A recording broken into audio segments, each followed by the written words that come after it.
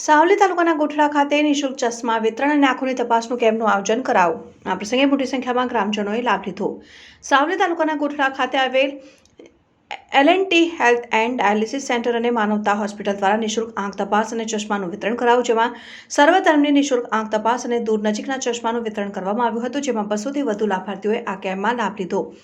આ પ્રસંગે ગોઠડા પૂર્વ સરપંચ સૈયદ મોહમ્મદ અલી અને L&T health and dialysis centre અને માનવતા હોસ્પિટલના સ્ટાફ સહિતના ડોક્ટર સંજય પરમાર, ઋષિકેશ મિસ્ત્રી, વિનોદ પરમાર અને તેમના પૂરા સ્ટાફે સેવા આપી હતી. કાર્યક્રમને સફળ બનાવ્યો હતો અને માનવતા હોસ્પિટલવાળા L&T health and dialysis centre તરફથી ગ્રામજનોને આંખોના નંબર કાઢીને ઘટનાસ્થળે નિઃશુલ્ક ચશ્મા વિતરણ કરવામાં આવ્યું.